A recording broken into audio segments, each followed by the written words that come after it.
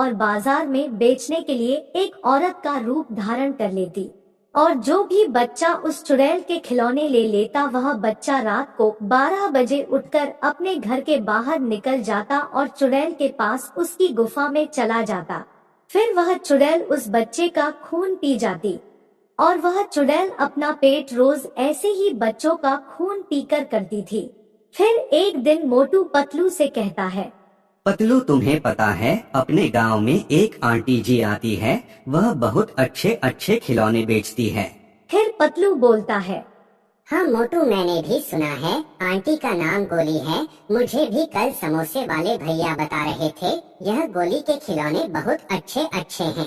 पतलू, अपने लिए गोली आंटी के वहाँ से खिलौने लेकर आकर खेलें क्या आज? हाँ यार मोटू, आज संडे है, वैसे भी मेरा मन नहीं लग रहा, चलो चलते हैं खिलौने लेने। यह कहकर मोटू और पतलू दोनों खिलौने वाली के पास चले जाते हैं। थोड़ी दूर चलने के बाद वह दोनों खिलौने वाली के पास पहुंच जाते हैं, तो वहां चुड़ैल अपने खिलौने बेच रही थी।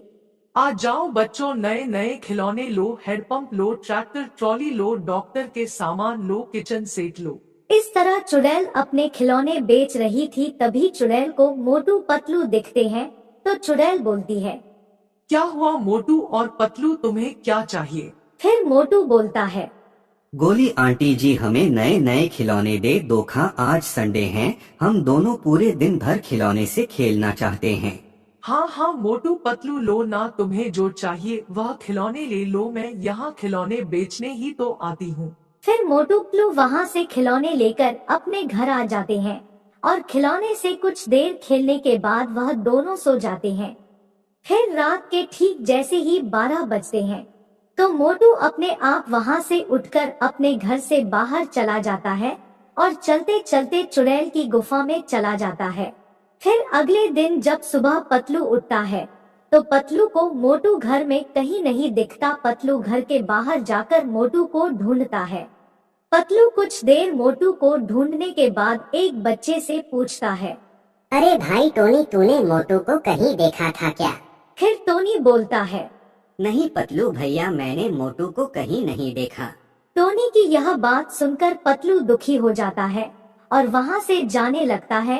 तो टोनी बोलता है, पतलू भैया रुको, मुझे यह बताओ, आपने गोली आंटी से खिलौने लिए थे क्या? हाँ टोनी भाई, हमने कल ही उस गोली आंटी से नए नए खिलौने लिए थे। अरे यार पतलू भैया, आपने यह क्या कर लिया? आपको पता है वो गोली आंटी नहीं है, वो एक चुड़ैल है, जो बच्चों को दिन में खिलौने देकर रात को वह अपने जादू से अपने पास बुला लेती है और बच्चों का खून की जाती है। पतलू जल्दी से चुड़ैल की गुफा की तरफ जाता है।